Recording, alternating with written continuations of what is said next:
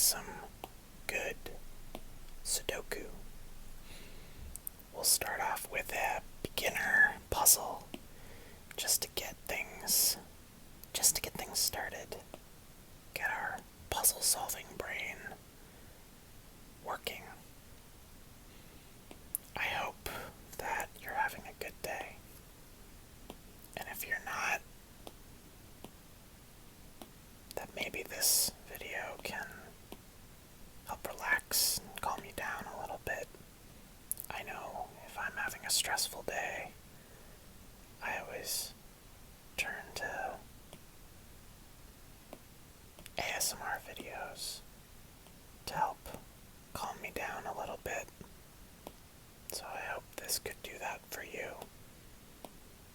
And if it doesn't, I hope it's at least a pleasant, mindless background noise.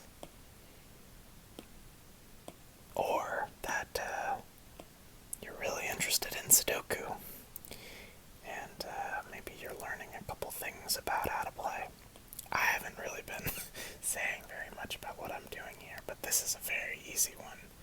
So, if this is your first time seeing Sudoku, welcome. The object of the game is to put the numbers 1 through 9 in every box, in every row, and in every column. And we're well on our way with this particular puzzle. I think we'll be done pretty soon. It's just a beginner puzzle. You can't see that very well, but it says beginner up here. It's just a beginner puzzle, so this is meant to be easy. You can just mostly find the single spaces, the single boxes where numbers can go and fill them in without thinking too hard about it. It's only on the harder puzzles that you gotta think a bit. But we can think a little bit right now, actually, looking for 7s. So, right here, these are the only 2 boxes that a 7 can go in this square. And that means they point over here. This will be a 7, or this will be a 7. So that means this can't be a 7. There's only one other place for a 7 in this square. So we know that's a 7. So there, we used our brain a little bit. We weren't just filling in the blanks. We're just mostly filling in the blanks. Okay, so we've gone through all the numbers once, but I suspect going through them again will get us to the end pretty quickly. Yeah, adding in all the numbers that we've added in has helped a lot. Not too many places left for most of the numbers. I know I'm going a little quickly. I'll slow down when we try an advanced puzzle, and I'll explain a little bit more what's going on. But there's not a lot to explain here. This is the only place for a 6, so that's where the 6 goes.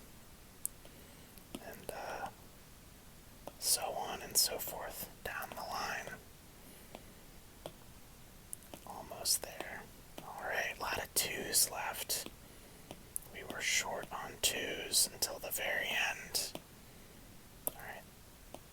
Moment of truth. Did we do it right? We did. You know what? There are... Whoops. Well, I've memorialized my win. It was a good one. There's sounds in this that it would be nice to have on.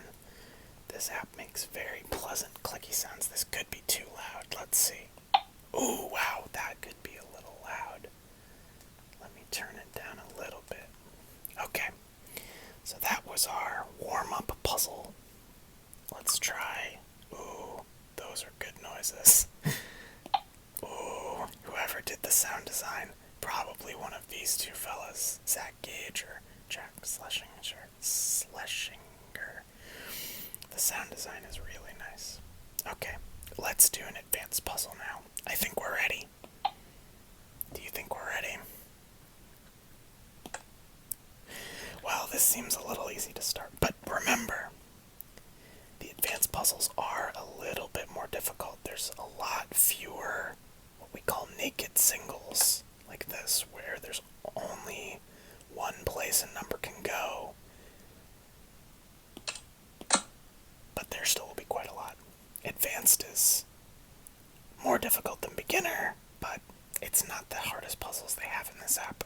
We're going to leave some of those real hard puzzles for another time, because those can take me 30 or 40 minutes, sometimes longer. Sometimes I never finish them. That can be real depressing when you can't even finish at all.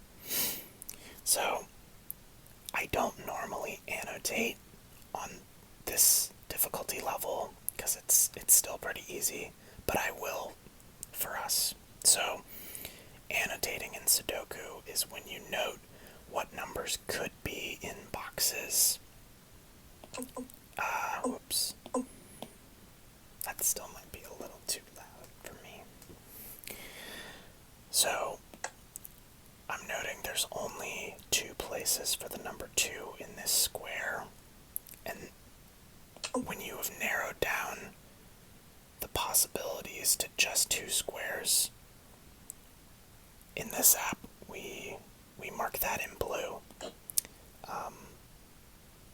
This is a really helpful type of annotation. I know it has a name, but I don't know what it is. The other way of annotating is just listing out all the possibilities for a box.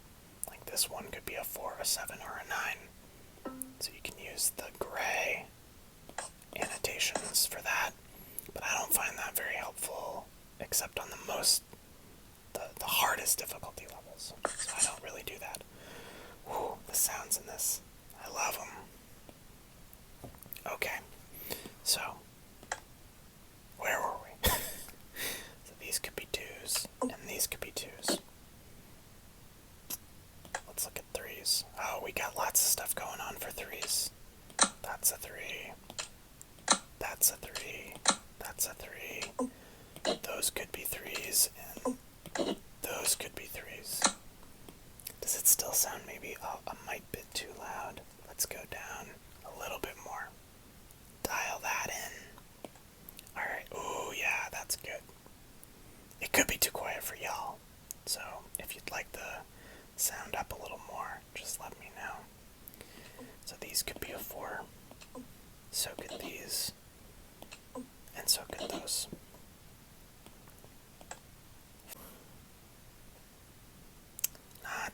Not too many places for a 5.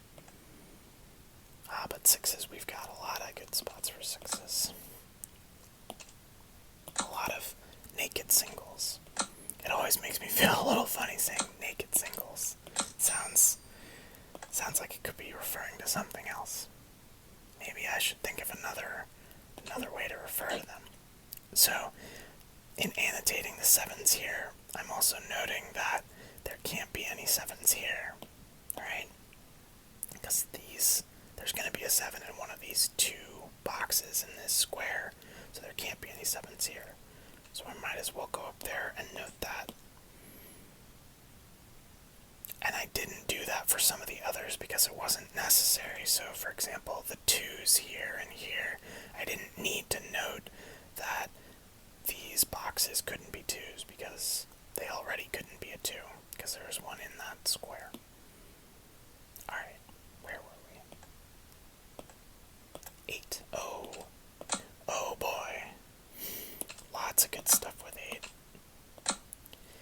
The annotations are helpful, but I think we probably didn't need them because this is also pretty easy, but it's good to have, it's good for learning. Good practice for the harder puzzles too. Okay, so we've gone through all the numbers 1 through 9, left a lot of helpful annotations, filled in a bunch. Let's start back at 1 and see if there's new stuff we can do. If there's not, there's a couple other techniques we can do to keep solving, but I think that will be okay. Alright, yeah, some interesting stuff going on here. Okay, so we can place it too. Now, based on what we've been talking about with annotations. Can you tell where it's gonna go? I'll give you a second to look. Well, we know these are the only two places for a 2 over here. So let's put that in. And these are the only two places for a 2 in this square. So these 2's are pointing at that square, that box. So this is the only one that can be a 2. And that's also going to give us a 7. And I'm also noting that we're going to know what this box is, because this is a 2-4 double. When you have two numbers, exactly the same numbers, in two boxes, that's a very helpful thing to note. It can help rule things out from other boxes. So we know we have a 1, there's going to be a 2 in one of these boxes, a 3, a 4 in one of these boxes. We're missing a 5. We have a 6, a 7, an 8, and a 9. So this one we know is going to be a 5. But if we were just looking at what was ruled out by the numbers that are already given, we wouldn't know that. But if we look here, it's the only option that's left. So that's a 5. Very helpful. And I'm also noting that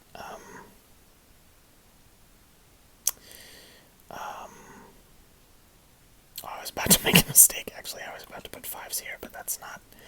We don't know that. And actually, these can't be a 5. It's exactly the opposite. Because there's a 5 missing from this square. It has to go here. So those couldn't be a 5. Those are the 5s. You gotta be vigilant. Don't make mistakes. Well, it's okay to make mistakes. In Sudoku and in life. Although only in Sudoku is there a button to undo your mistakes. In life, that button doesn't exist. I wish it did sometimes. Not always, though. Sometimes mistakes are good. You learn from them. Okay, I feel like something is going on here. So we have a 2 and a 7 locked in here. That means these have to be a double as well, and they are. Apparently they're a 4-5 double. Does that help us at all? And yes, it does. These 5s here point up at that square, so that can't be a 5. So that's the 5. Alright. Okay. We've got some other extra information. So these boxes are going to be a 2, and these boxes are also a 2. So because of that, neither of these can be a 2. You see that? Because they'll either be a 2 here and here, or here and here. But either way, there can't be a 2 here or here. So we can rule these out. And that means we know there's a 2 up here. And now we've got a 2. For the same reason. So there are 2's locked into these 2 sets of boxes, which means this can't be a 2, because it'll either be a 2 here and here, or here and here, but either way, one of them will point at this one, so that's a 2. So it turns out the annotations were pretty helpful on this particular board.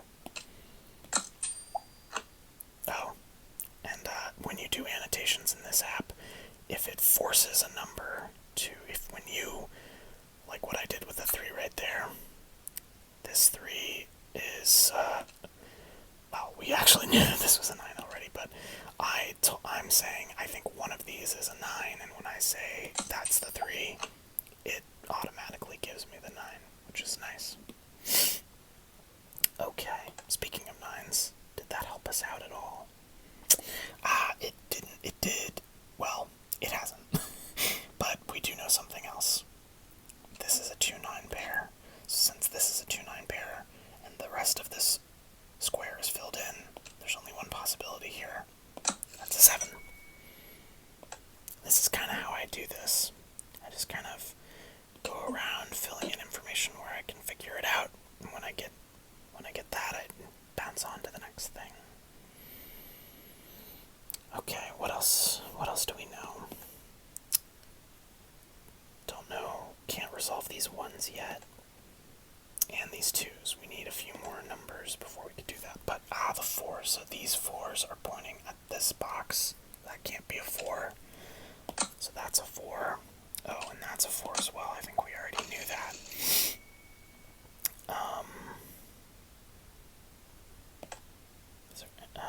Did something... okay. And this is similar to what we've been doing. There are 5s in these 4 boxes. So it'll either be a 5 here and here, or here and here. That means there can't be a 5 in this row or this row. That means this is a 5, and that's a 5. Did we resolve these down here? This is a 1-7 pair. Do we have any information to help solve that? Not yet. We need... I feel like there's like one more thing that we need to crack, and then the whole puzzle will kind of open up. But I think we're close. Ooh, and this might even be it. Because this is going to unravel a lot of things for us.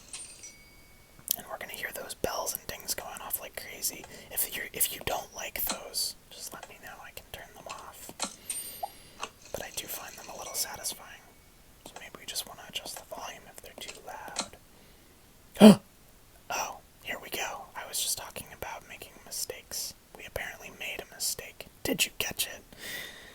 Well, we're in an unrecoverable... Well, it's giving us a hint that this is not... that we made a mistake somewhere along the way. So let's wait until it's...